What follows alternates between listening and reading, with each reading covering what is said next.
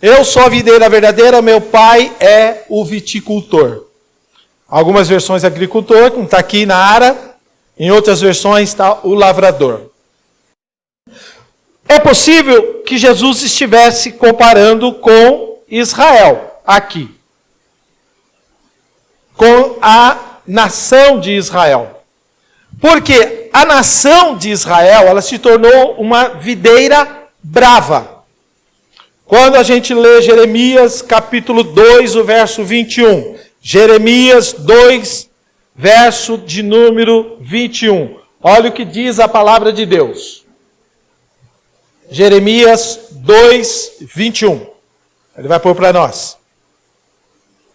Eu mesmo te plantei como vide, excelente, da semente mais pura.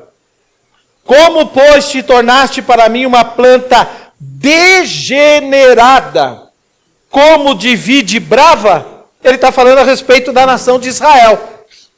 Que ele plantou Israel com uma fidelidade, ele fala com uma semente pura. Ele levantou essa nação, mas essa nação se tornou uma vide brava.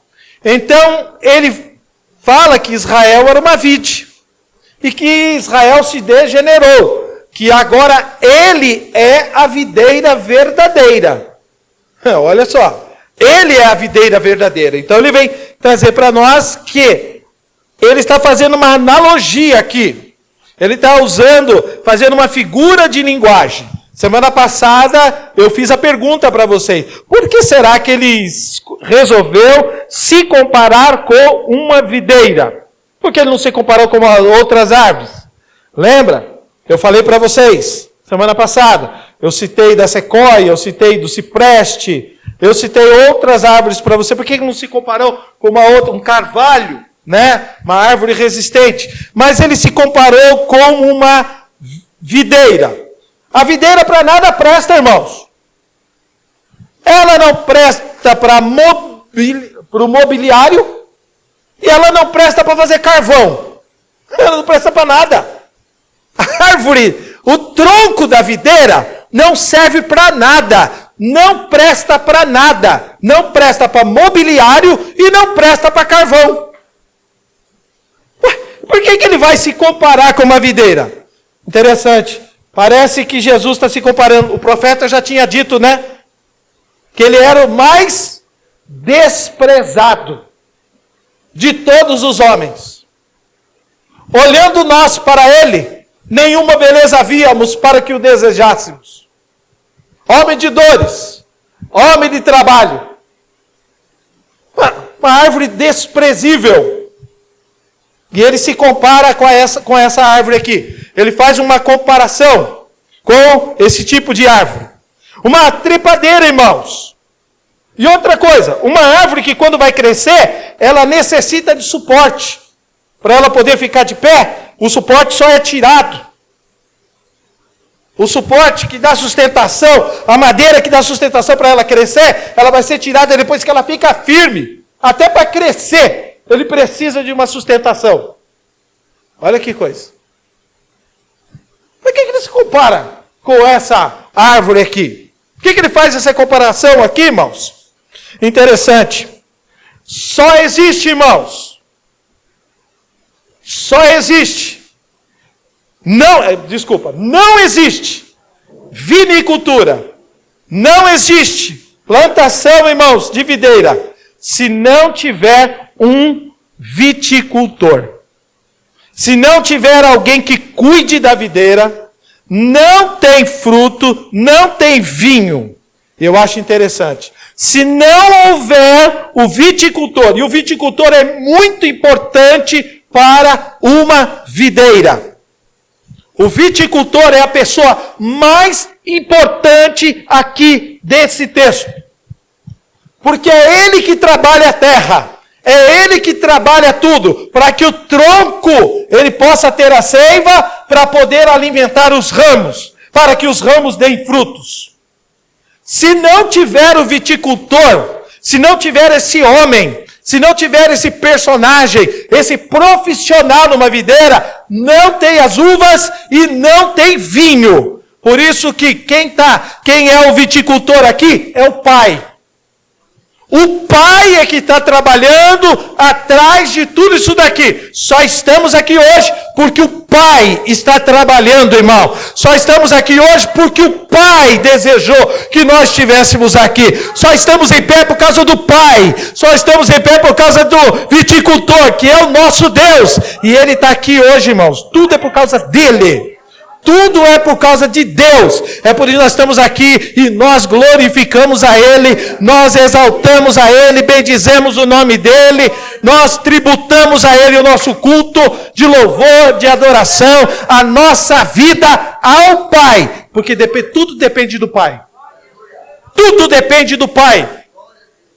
Entenda isso daqui, irmãos. Tudo depende do Pai. Até Jesus, irmãos, ele teve que depender do Pai. Então eu estou dizendo para vocês que a árvore da videira é uma planta que o tronco não serve para nada, irmãos. Só para dar a seiva. Livro do profeta Ezequiel, capítulo de número 15. Vamos ler, do verso de 1 a 5. Eu já disse para vocês, não serve para carvão, não serve para movelaria, não serve. Não serve para nada. Que coisa, né? Olha só. Ezequiel 15, de 1 a 5. Veio a mim a palavra do Senhor dizendo: Filho do homem, por que mais é o ramo, o sarmento, da videira que qualquer outro? O sarmento que está entre as árvores do bosque, torna-se dele madeira para fazer alguma obra? Serve para alguma coisa a madeira? Ele faz a pergunta aqui, ó. Serve para alguma coisa a madeira da videira? Não serve para nada. Ou torna-se dele alguma estaca para que se pendure algum objeto? Também não serve para nada. Olha só. Continua. Eis que é lançado no fogo para ser consumido. Se ambas as suas extremidades consome o fogo, e o meio dele fica também queimado, serviria acaso para alguma obra? O tronco não serve para nada. Olha só, ora, se estando inteiro, não servia para obra alguma, quanto menos sendo consumido pelo fogo ou sendo queimado. Se faria dele qualquer obra? Está falando a respeito da videira, do tronco da videira. Não serve para nada. Mas ele só serve para dar seiva. Ele só serve para dar alimento. Para mim e para você que estamos aqui nessa noite. Ele serve para trazer vida. Para mim e para você que estamos aqui, irmãos. Ele serve para isso. Para trazer vida para os ramos. Que somos nós. Serve para trazer vida para nós, irmãos. O Pai fez isso aqui com Jesus, irmãos. Ele fez isso para nós, irmãos. Os ramos, sem o apoio deles, irmãos, eles caem por terra. Estou falando do viticultor, né? O viticultor, você sabe que o viticultor trabalhando na obra, ele tem lá as videiras, e se por acaso a videira, os ramos caírem no chão, ele tem que ir lá e levantar o ramo, né? Porque se o ramo estiver no chão, o ramo não dá fruto nenhum. O ramo da videira no chão não dá fruto. Ele não é que nem a melancia que dá fruto no chão. Ele não é que nem a abóbora que dá fruto no chão. Ele não, ele só pode dar fruto no alto. Ele não dá fruto no chão.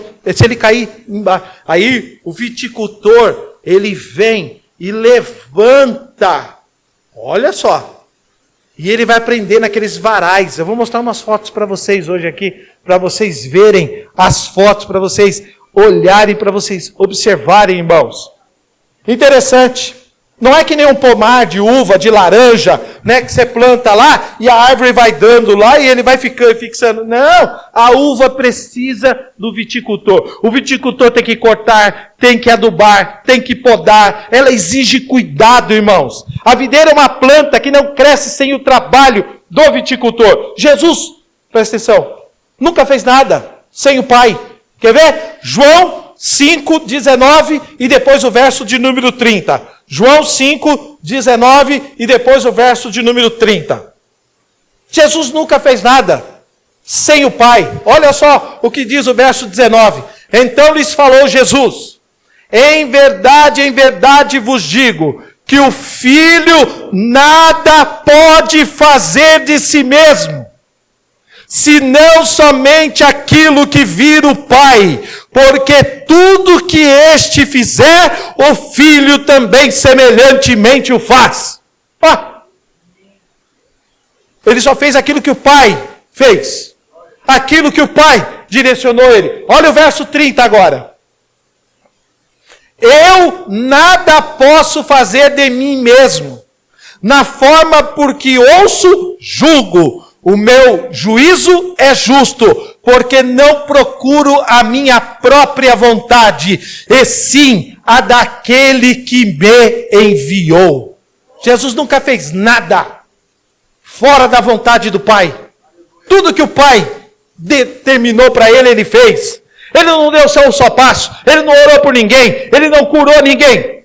Irmão, tudo porque o Pai, aquilo que o Pai quis. Por isso que Jesus foi um homem de fé.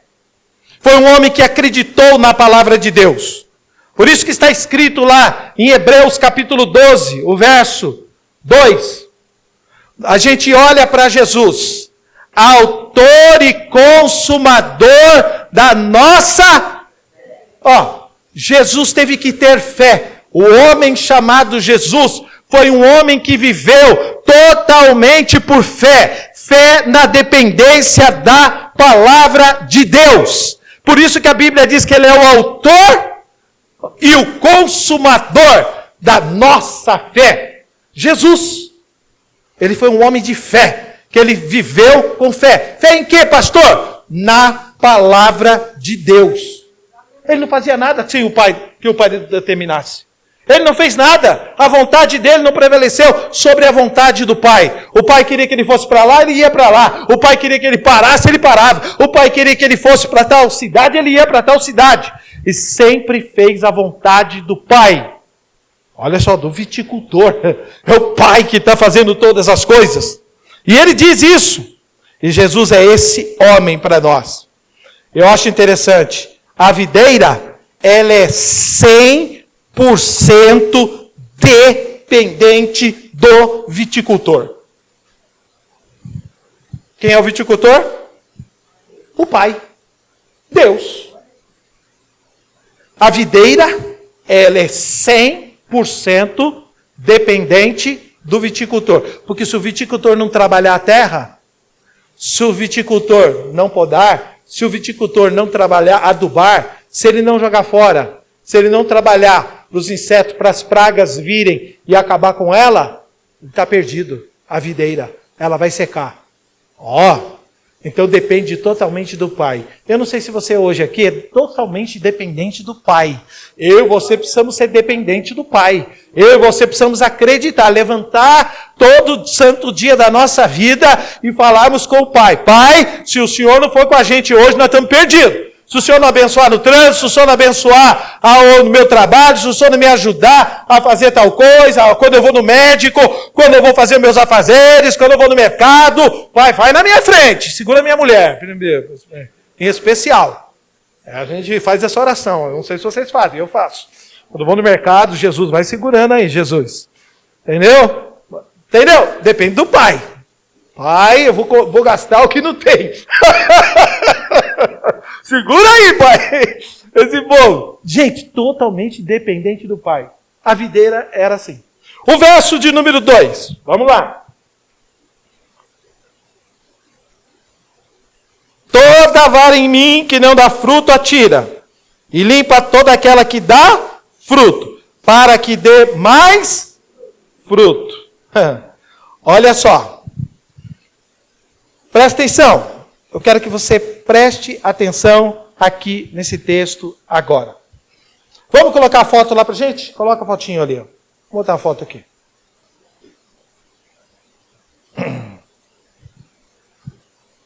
Aqui, ó, é que não está bem visível, né? Dá para levantar? Olha aqui, você está vendo ela aqui, a videira? ela já está sem a madeira de sustentação. Ela já está, parece uma, não, é incrível, né? Até parece uma cruz, não parece? Dá uma olhada. Olha só a coisa, cadê o negocinho? Me dá a minha luz aí. Aqui eu estou vendo sensacional, gente. Aqui fica um pouquinho desfocado. Olha aqui que legal. A videira. Olha o tronco. Olha aqui, irmão. Olha o tronco. Olha aqui as varas. Olha lá as videiras e olha as varas. Olha os ramos. E aqui vai saindo as varas. E ele vai puxando aqui os fios, né? Para dar sustentação para todas essas varas. E nós estamos aqui, Quando a Bíblia diz que ele vai podar, que ele vai cortar o ramo, ele faz uma poda aqui, grande, para que ela cresça depois de uma colheita, para que ela cresça bem forte, robusta, para ela dar novas varas de novo, para que essas varas, elas deem os frutos. E olha só, a sustentação dela aqui, dá uma olhadinha. Então ele tem que fazer todo esse trabalho aqui de levantar. Põe a segunda foto. Aí, o viticultor aí, cortando, né, as varas. Ele está ali com uma tesoura na mão e ele está fazendo o corte. Cortando aqueles ramos que ele acha que ele tem que cortar, que não vão dar fruto. Ele vai lá, ele está cortando os frutos lá. Dá uma olhadinha no que ele está fazendo aqui. Ele está podando aqui, gente. Ele está fazendo uma poda. Aqui, para que ela dê mais fruto. Olha só. Outra foto. Olha aí. Vai vendo só. Olha o ramo aqui, irmãos.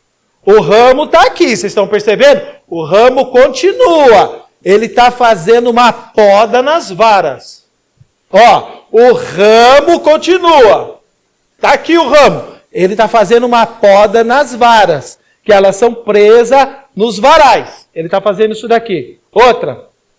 Aqui, as partes da videira. Está vendo aqui, Ó o tronco. Olha aqui o braço que é o ramo aqui, Tá vendo aqui, E as varas que vão dar, os frutos aqui, o ramo aqui também, Aí depois tem os galinhos que vão saindo aqui, Tá vendo? Ó o ramo aqui, da videira para nós. Pode voltar lá. Não vou ficar muito tempo aí com vocês, não. Então preste atenção aqui agora. Nós falamos semana passada a respeito de cortar. Na nossa versão atualizada, na corrigida fala tira. Na versão atualizada fala cortar. E a gente disse para vocês que é o verbo airo. Que o verbo airo, ele é usado. Porque há muita dúvida aqui, irmãos.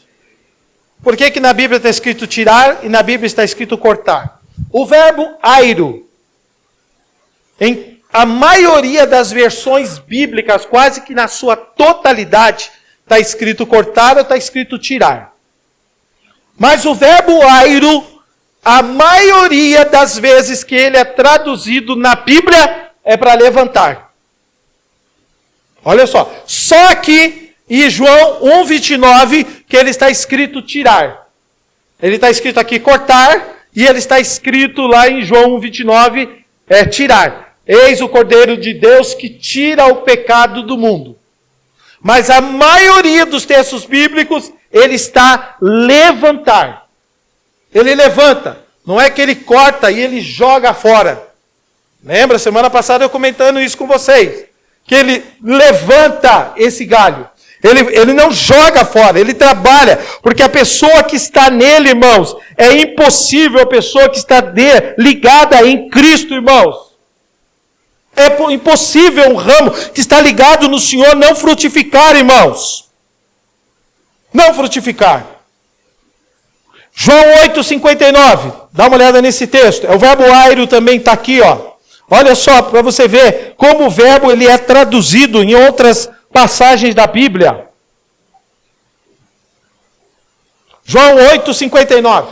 Então pegaram, aqui o verbo pegaram o verbo airo, levantaram pedras. Ninguém pega pedra aqui embaixo e joga, né, irmão? Eles levantaram pedras. O verbo airo aqui, ele tem o sentido de levantar, o verbo airo. Pegaram pedras para tirarem dele, mas Jesus se ocultou e saiu do templo. Então o verbo airo, quando está aí na Bíblia, irmãos, a maioria das vezes, ele tem o sentido de levantar. Não é cortar e jogar fora. Ele não tem esse sentido para nós. Então, irmãos, quer ver outro texto? Mateus 21, verso 21. Alguns textos para fortalecer esse pensamento aqui, nessa noite. Olha lá, 21. Jesus, porém, respondeu, em verdade te digo, se tiveres fé e não duvidares, não somente fareis o que foi feito à figueira, mas até mesmo se a este monte disser, ergue-te. O verbo airo aqui, ó, levanta e lança-te no mar, e sucederá. O verbo airo aqui, a tradução do verbo airo, sempre levantar. Outro que eu li semana passada, Atos 4, 24. Vamos ler de novo. Atos 4, 24. Ouvindo isto, unânime, se levantaram a voz a Deus e disseram, Tu, soberano Senhor, que fizeste o céu e a terra, o mar e tudo que neles há. O verbo airo aqui, ó, levantaram. O verbo airo, embora que todas as Bíblias coloquem tirar, mas todas as vezes, a maioria das vezes, com exceção desses dois versos, o verbo airo tem o sentido de levantar. Não é de arrancar. Não é de jogar fora. E eu mostrei para vocês semana passada. Esse não é o desejo do Pai, jogar ninguém fora. Não é o desejo do Pai, eliminar alguém dele. Porque quem vai ao Pai é dele, é filho dele, está ligado nele, está com ele. Olha só, não tem outra coisa, não pode ser outra coisa. Então como é que o ramo fica na videira, irmãos? Como é que o ramo fica na videira? O ramo fica na videira, irmãos, ele não fica na videira porque ele é enxertado. Ele fica na videira porque ele foi colocado na videira. Segundo Coríntios 5,17, se alguém está em Cristo, nova criatura é. As coisas velhas se passaram, que tudo se fez novo. A pessoa não é enxertada na videira, a pessoa é, gente, ela é colocada na videira. A gente é colocado em Jesus pelo Pai, irmãos. Vamos ler um texto da palavra de Deus, irmãos. Como é que Deus nos põe em Cristo e Ele, irmãos, nos tira de Cristo? Como é que pode um negócio desse? Como um crente que está em Cristo, como que o crente pode estar em Cristo? Através do novo nascimento. Vamos ler o texto da palavra de Deus? João 6, 37 a 40. João 6, 37 a 40. Olha só. Todo aquele... O que está escrito ali? Que o Pai... Quem é que dá para Jesus as pessoas? O Pai. Todo aquele que o Pai me dá, esse virá a mim. E o que vem a mim, de modo nenhum o lançarei fora. Está aqui, ó. O Pai te trouxe para Jesus? Você tem essa convicção no seu coração? Que você está em Jesus hoje? Se você está em Jesus, de maneira nenhuma Ele vai lançar você fora. Agora, se você não tem essa convicção no coração, você precisa sair com essa certeza no coração. Todas as pessoas que o Pai me dá, esse virá a mim. E o que vem a mim, de modo nenhum, o lançarei fora. Vamos continuar. 38. Porque eu desci do céu, não para fazer a minha própria vontade, e sim a vontade daquele que me enviou. 39. E a vontade de quem me enviou é esta, que nenhum eu perca de todos os que me deu. Pelo contrário, eu ressuscitarei no último dia. Olha só, eu não vou perder todos os que Ele me deu. Os que o Pai me deu, eu não vou perder. E outra coisa, eu vou ressuscitar esse cara. Eu vou ressuscitar essa mulher. Eu vou ressuscitar essa pessoa no último dia. Vamos para o verso 40 agora. De fato, a vontade de meu Pai é que todo homem que vir o Filho e nele crer tenha a vida eterna, e eu o ressuscitarei no último dia. Olha só, é isso que ele fala para nós. O homem que vira o Filho e nele crer. Eu não sei se você teve uma experiência concreta com Jesus. Como é que a gente tem essa experiência concreta? Quando a gente nasce de novo. Quando a gente tem um novo nascimento na nossa vida. Quando nós experimentamos o novo nascimento, que é a palavra de Deus e o Espírito Santo trabalhando dentro de nós. É ela que produz o novo nascimento na nossa vida. Tem uma experiência com Cristo real e concreta. Nunca mais vai abandonar a Cristo. Não tem jeito. Haja o que houver. Venha o que vier. Nem a morte, nem os anjos. Ninguém pode nos separar, irmãos, do amor de Deus que está em Cristo Jesus, o nosso Senhor, irmão. Não tem como. Não existe possibilidade. Não tem pessoa, não tem nada que nos separa do amor de Cristo. Que coisa, hein? Não tem nada. Mas como é que você se torna um fruto? Como é que você se torna um ramo nessa videira? Quando você nasce de novo. Quando você experimenta o novo nascimento na sua vida. Quando você experimenta essa graça de Deus. O Dr. James Montgomery Boyce, grande escritor, escritor de livros, extraordinário, grande teólogo. E se esse for o caso de levantar, pode-se dizer que o pai, o viticultor, eleva o cristão para ficar mais perto dele. Para traduzir isto em termos espirituais, significa que o pai cria um senso de dedicação no cristão e o eleva para o céu. Sabe esse sentimento que a gente está de querer ler a Bíblia, de querer orar, de querer buscar Deus, de trabalhar para Ele? É o Pai que está fazendo esse sentimento no nosso coração, levantando a nossa vida e fazendo com que a gente fique mais perto do céu. Surgiu um desejo no meu coração, surgiu um desejo na minha vida de orar, surgiu um desejo na minha vida de ler a Bíblia, surgiu um desejo na minha vida de falar de Jesus, serviu um desejo na minha vida de jejuar, serviu. É o Pai que está fazendo isso, é o viticultor que está trabalhando a terra, produzindo ceifa em Jesus e está atingindo a minha vida e a sua vida, irmão. É o Pai. Então, de vez em quando surge esse negócio, para elevar a nossa vida. Não é para derrubar a nossa vida, não é para cortar e jogar fora. Não, esse não é o desejo do Pai. O desejo do Pai não é esse. O desejo do Pai não é esse, gente. Olha só. Então vamos continuar aqui no texto. Quero ler um outro texto com você. E quando ele eleva a gente para o céu, irmão, aí a gente começa a pensar nas coisas que são de cima, não começa?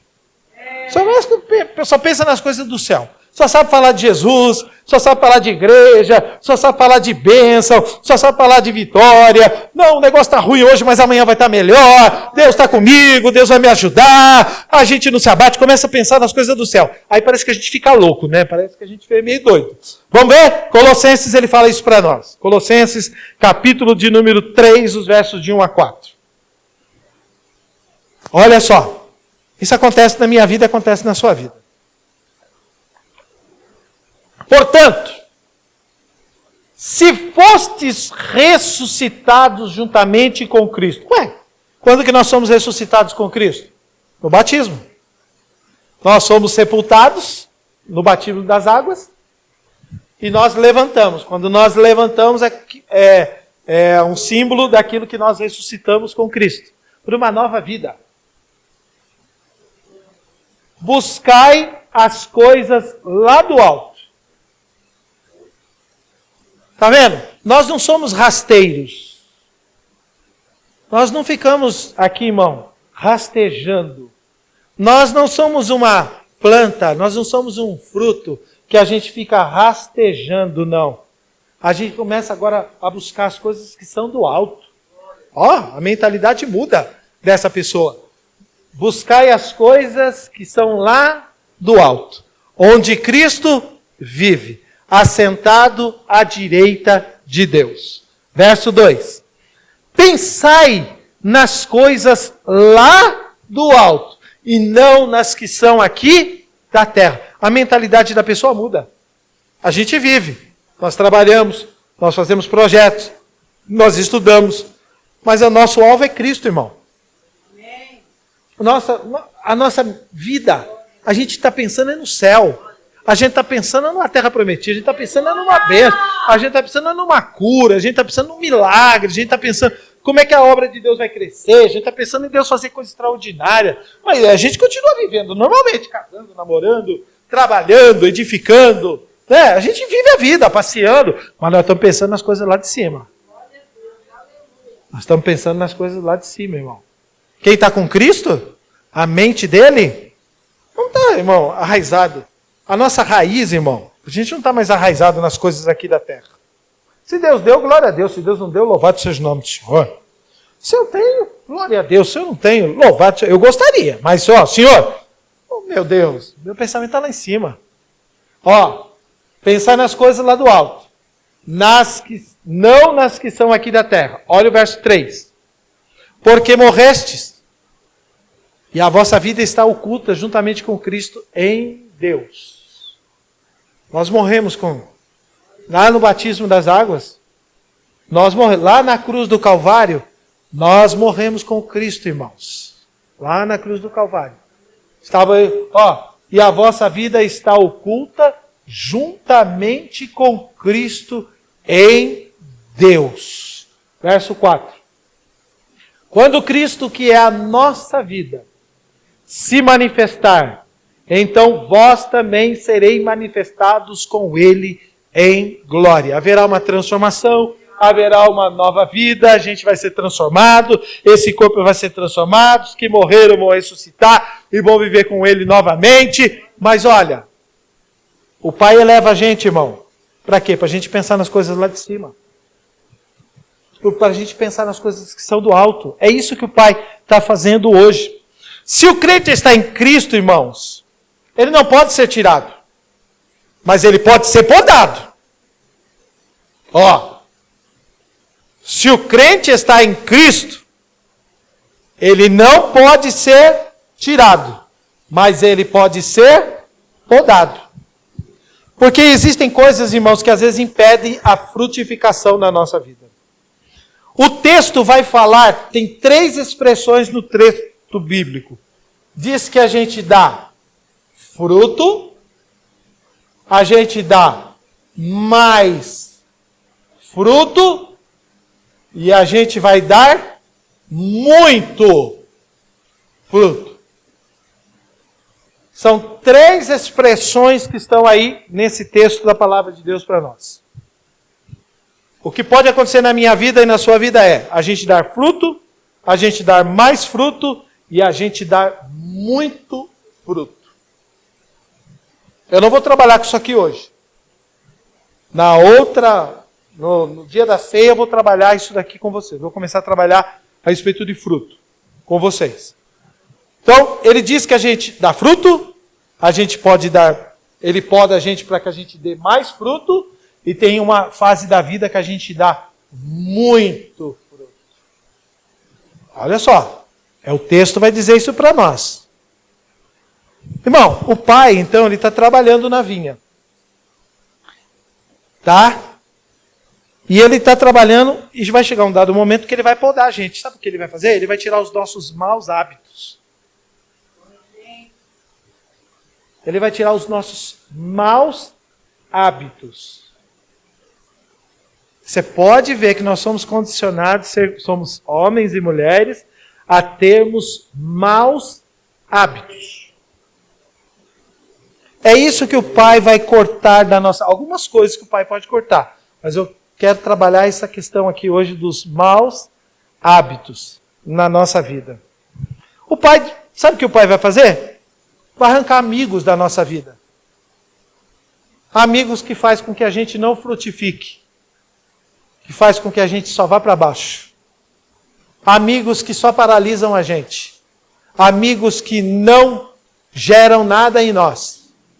não fazem a gente crescer, não fazem nada, não influencia, não aumenta e não diminui a nossa vida. Aí o pai vem, arranca esses amigos, que faz com que a gente seja infrutífero.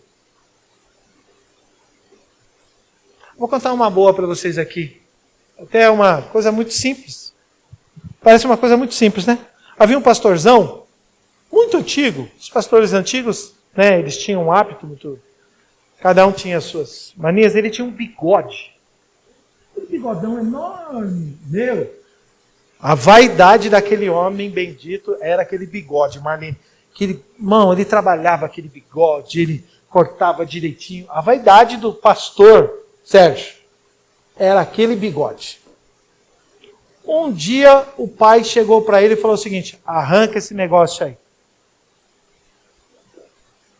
Ele foi lá e arrancou. Ele teve que arrancar. Ó, que coisa, negócio é esse? Isso produz vaidade na sua vida? Você é vaidoso com esse negócio aí? Você não precisa disso? Pode tirar. Aí o pai foi lá, arrancou o bigode do cara. Um outro pregadorzão, me fugiu o nome dele agora, um nome bem difícil. Uma época em que os homens usavam chapéu. Homem sem chapéu, ele não era bem quisto na sociedade. Usava chapéu. Aí um dia o pai falou o seguinte: tira o chapéu. Papai, eu vou chegar nos ambientes e os caras vão me desprezar. Não importa. Estou preocupado com o que os outros vão pensar. Tem gente que vai achar bom você ter tirado o chapéu, porque você vai ajudá-los a tirar o chapéu. Tem gente que vai achar ruim, que você não está usando o chapéu, e vão continuar te desprezando. Não importa eles. O que importa é o que eu tenho para você. É o que eu tenho para você. Então deixa eu falar um negócio para vocês. O pai, ele trabalha diferente em cada um de nós que estamos aqui nessa noite. E o pai, ele arranca da minha vida e da sua vida aquilo que não for legal na minha vida e na sua vida. O pai vai vir podar a gente e vai arrancar da gente aquilo que ele acha que ele tem que arrancar, que impede que nós frutifiquemos. Às vezes são hábitos maus. Televisão, esse maldito do celular, internet, coisa, essa porcaria aí. Um carro. Gozado, né? Tem gente que idolatra tanto carro, gente. Eu ouvi um dia, eu estava ouvindo esses dias, não sei com quem que eu falei aqui. Eu ouvi um testemunho de uma irmã falando para mim o seguinte: meu marido comprou um carro. E ele foi parar no hospital. Estava doente, ficou lá no hospital, doente. Quando nós fomos visitar ele não perguntou dos filhos, não perguntou a ninguém. E o carro? E o carro? Sabe o que Deus fez? Deus fez um reboliço. O cara teve que vender o carro. E o cara hoje anda ou de Uber ou depende dos irmãos. Porque ele está sem carro. Precisou vender o carro. E o carro era chique. O último do ano. O top. Interessante que no bate-papo com a irmã, a hora que ela falou para mim isso aí, eu falei: nossa, o Deus do cara é o carro. Aí o pai foi lá e arrancou o carro. Sem problema. Irmão, tem coisas que às vezes impedem a minha e a sua frutificação. O pai está trabalhando na vinha, irmão.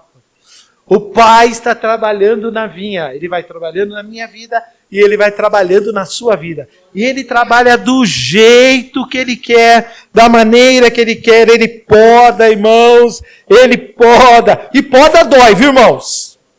Poda dói. Poda dói. Poda não é fácil, não. Para que a gente produza mais fruto. Está escrito no texto. Para que a gente produza mais fruto. Verso de número 3, de João 3. Vamos lá. Fique tranquilo que hoje eu vou chegar no 4, tá bom, gente? Qual é o instrumento da poda de Deus? Qual é o instrumento da poda, irmão? Com que ele poda, gente? Com que ele poda? Palavra! É isso aí. Ele poda. Vós já estáis limpos pela palavra que vos tenho falado. vós já estáis limpos pela palavra que vos tenho falado.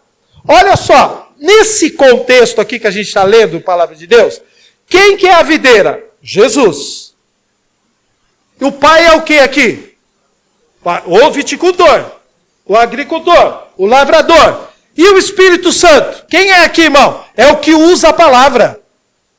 Ó, vocês viram aqui? A Trindade está escrita aqui, irmão.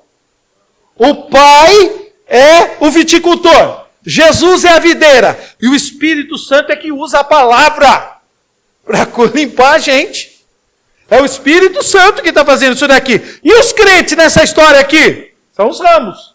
Ó, a Trindade está aqui e nós também estamos nesse balaio de gato aqui, irmão.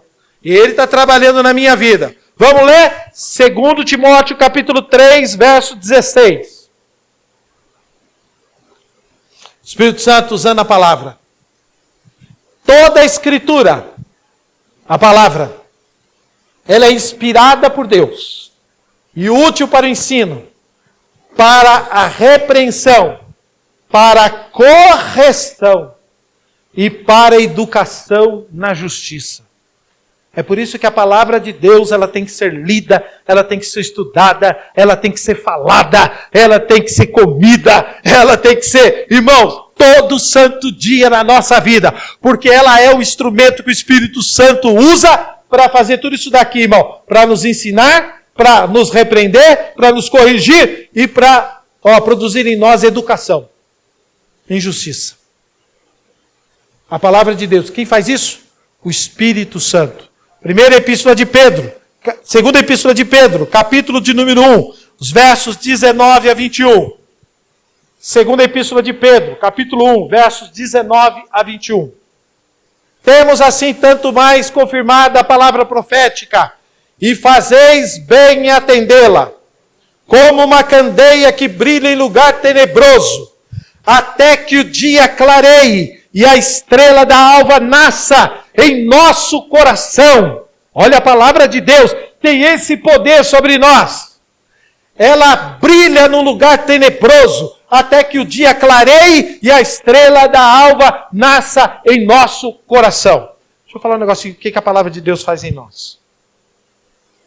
Irmão, nossa vida, irmãos, a nossa alma, ela é o centro dos afetos. É ela que a gente absorve tudo que acontece na nossa vida.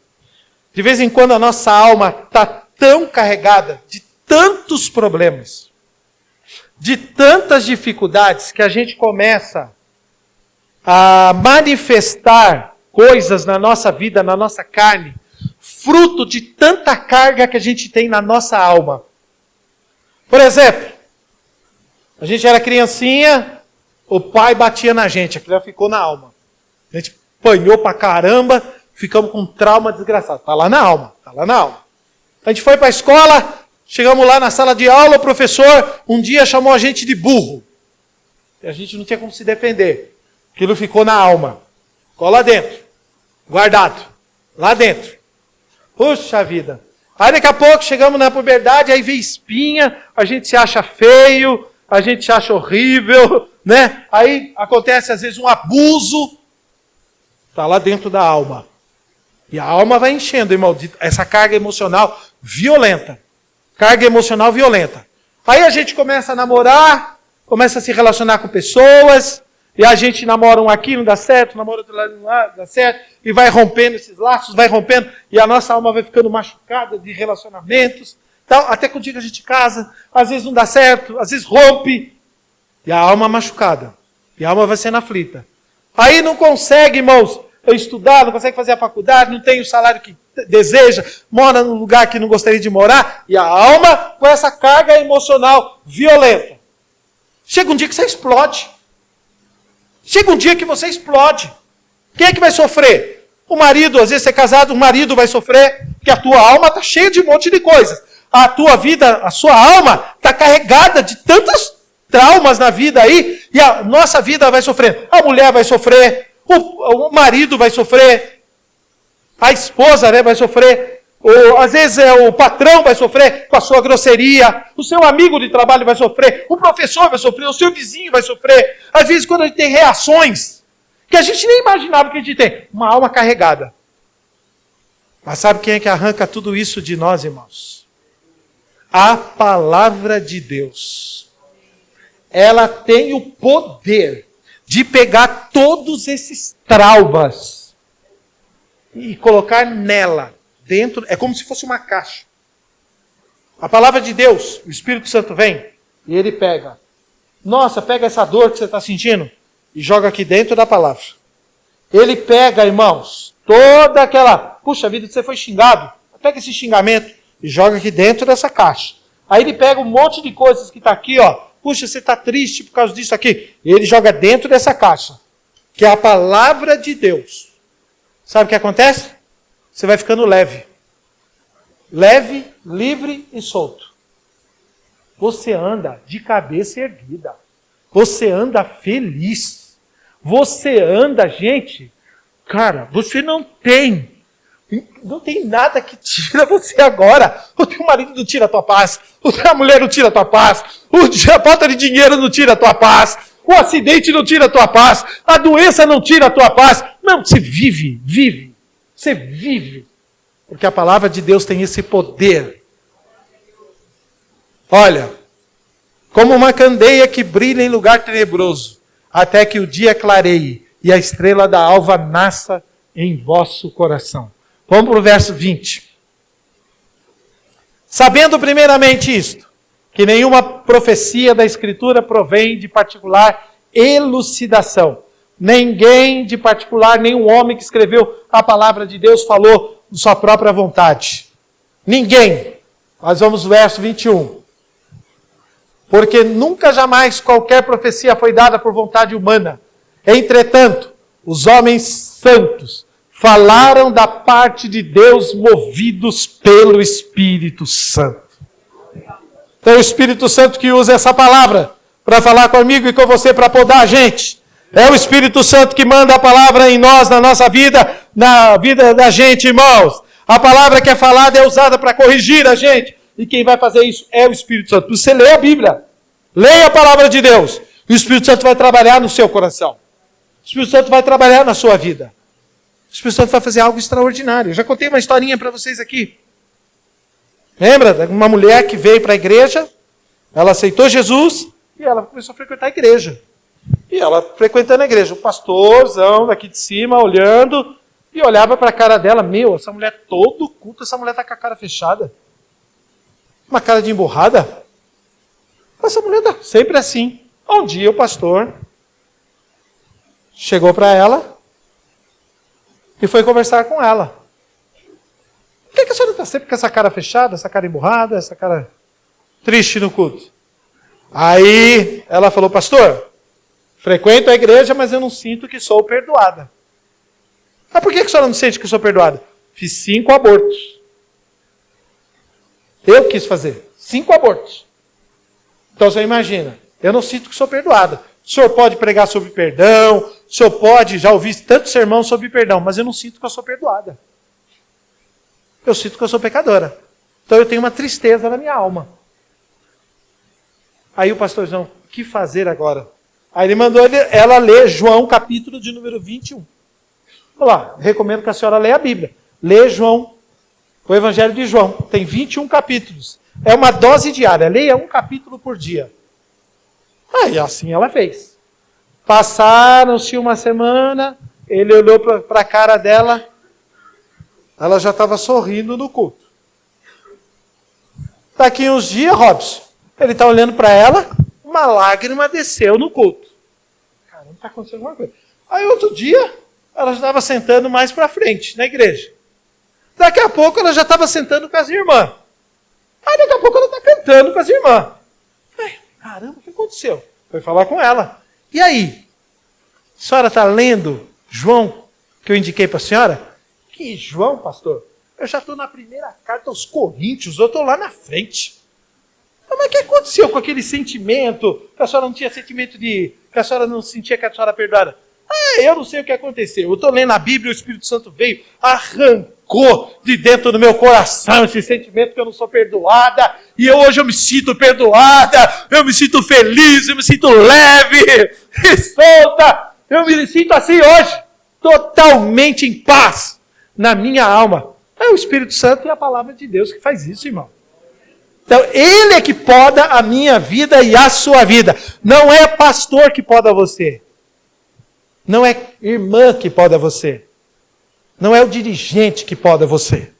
É o Espírito Santo e a palavra de Deus. É o Espírito Santo e a palavra de Deus. Não queira corrigir ninguém, o mau hábito de alguém, né? Uma coisa ruim na vida de alguém, um defeito na vida de alguém. Não faça isso, irmão. Ore para que o Espírito Santo e a palavra de Deus mude. De vez em quando, lá em casa a gente quer mudar outros maus hábitos, né? Marido e mulher é assim, não é? Gente, e se mulher fala, a gente quer fazer o que é contrário do que ela falou. Você não manda em mim? Não é assim? Não sei se na sua casa é igual a minha. Se a mulher falou, a gente faz o contrário do que ela falou. Ela fala que vai dar errado, a gente vai lá e faz, dá errado e toma na cabeça. Mas a gente não aceita que ela falou o negócio. Não é? Mau hábitos. Ore, irmã. Ore por esse cabra. Ore por essa mulher. Ore por esse filho. Ore por esse pai. Fala para ele ler a Bíblia. E você vai ver que o Espírito Santo vai mudar a vida dele, vai mudar a vida dela. Vai fazer coisa extraordinária, porque o Espírito Santo muda. O Espírito Santo muda. Às vezes o seu marido tem um péssimo hábito. Ou às vezes sua esposa tem um péssimo hábito. Ué, o Espírito Santo vai mudar a vida dele e vai mudar a vida dela. O seu filho, nossos filhos, eles podem ter um péssimo hábito. O Espírito Santo vai mudar a vida dessa pessoa. Porque Ele é o Espírito Santo, Ele usa a palavra de Deus para fazer isso na nossa vida. Então vamos para o verso de número 4. Está em mim, e eu em vós. Como a vara de si mesma não pode dar fruto, se não estiverdes na videira. Assim também vós, se não estiverdes em mim. A palavra, irmãos, aqui, irmãos, a palavra aqui é demais agora. Permanecei. Olha essa versão aqui agora. Eu gosto dessa versão, permanecei. Que é o verbo. Irmãos, é o meno. Esse verbo, o verbo meno significa habitar, estar fixo em. Ó. Habite em mim, estejam fixos em mim. Aqui entra a volição. Agora entrou a parte do homem aqui agora. Aqui entra a volição. O que é volição? É a nossa vontade. Você quer estar em Cristo? O grande problema está aí. Eu quero. Ou eu não quero. Aí é uma decisão sua, é uma decisão minha.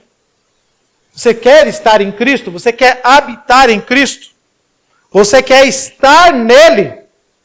Aí entra a decisão do ser humano. Aí entra a volição, a vontade própria. Deus respeita a sua decisão. Eu quero estar nele. E eu quero habitar nele. Permanecei em mim, e eu permanecerei em vós. Ele não fez o contrário, né? Você viu que ele não fez o contrário? Ele não falou, eu vou permanecer em vocês. Não, ele já falou para nós assim, ó. Permaneçam em mim. Habitem em mim. Sabe o que vai acontecer? Eu vou habitar em vocês. Eu vou permanecer em vocês. Eu vou estar com vocês. Eu não vou abandonar vocês de jeito nenhum. Mas você quer estar em mim? Aí é uma decisão. Eu quero Cristo. Eu desejo Cristo. Eu quero habitar nele, eu quero estar nele. Eu não quero estar na igreja, eu quero estar em Cristo, irmão. Eu quero estar em Jesus. Mas embora que eu estando na igreja, eu estou em Cristo, irmão. Porque Cristo está na igreja. Ele é o cabeça da igreja. A igreja é dele. Então eu estou em Cristo. Olha só. Então ele fala o seguinte: habitai em mim. Aqui está o grande problema de Israel. Lembra que Israel se tornou uma videira brava? Por que Israel se tornou uma videira brava? Porque ele não permaneceu. Israel foi atrás dos Balaíns, Ele foi atrás dos astarotes, ele foi atrás de ídolos, ele foi atrás dos deuses das nações. Por isso que ele se tornou uma videira brava. Ele não quis permanecer em Deus. Ele não quis habitar em Deus. Ele não quis estar fixo em Deus. E aqui então entra nosso lado volitivo, irmãos. Sabe por quê? Nós temos que desenvolver uma relação com o Pai, irmãos, através da permanência. Eu quero estar nele. Irmãos, uma declaração simples, irmãos. Declaração simples que ele fala aqui para nós, né? Permaneçam em mim e eu permanecerei em vós.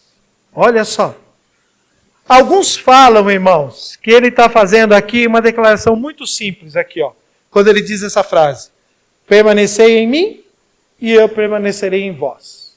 Alguém disse, um escritor, tá? Foi o Dr. Leon Morris, que ele deu essas 3 coisas que eu estou citando aqui para vocês. Ele é um grande expositor bíblico. Ele falou que aqui ele está dando também, pode ser que ele está dando uma promessa. Permaneçam em mim e eu vou permanecer em vocês. Ó, pode ser uma declaração simples ou pode ser uma promessa. Ou pode ser agora, irmãos, fiquem em mim e se cuidem e eu permaneço em vocês. Ele deu um alerta. Ó, permaneçam em mim e se cuidem, para ficarem em mim. E eu vou permanecer em vocês. Como é que a gente permanece nele? Vamos pensar aqui agora então? Como que a gente permanece nele, irmão? Lendo a palavra. Quando a gente lê a palavra, a gente permanece nele. Quando nós oramos, nós permanecemos nele. Quando nós comungamos, como igreja, nós permanecemos nele, irmãos. Na adoração, nós permanecemos nele quando nós adoramos a ele. Quando nós cantamos para ele, quando nós louvamos a ele. Tem gente que vem na igreja, irmão, não quer nem abrir a boca para cantar. Você já viu? Eu não sei como faz um milagre de cantar com a boca fechada. Mas tem gente que tem esse milagre na vida, de cantar com a boca fechada. Irmão, tem uma preguiça tão grande na vida. Irmão, é uma preguiça, é um desânimo tão desgraçado. Desgraçado é sem graça. Chegar aqui, irmão, na hora do louvor, nem louvar Deus quer. Canta como se estivesse cantando qualquer música do mundo, como se estivesse cantando qualquer música. Canta como se estivesse cantando para uma outra pessoa. Canta como se estivesse, sabe? Não está com o coração ali na letra, não está pensando naquilo que está cantando, não está pensando nos feitos de Deus, não está nem meditando naquilo que está louvando. Está cantando para cantar. Vamos cantar? É para cantar? Então vamos cantar. Irmão, como é que a gente permanece nele? A gente permanece quando a gente vai para a palavra, quando a gente ora, olha só, quando a gente comunga na igreja e quando a gente adora a Deus. Algumas dessas coisas que mostram que a gente está permanecendo nele. Então, todas as vezes que você fizer isso, você está dando sinais que você permanece em Cristo, que você quer habitar em Cristo, que você quer, estar em Cristo, que você quer estar com Ele, que você está junto dele, toda vez que você fizer. Então a gente aqui fica falando para você, venha no culto de oração. Aí você vem porque você está atendendo o meu pedido.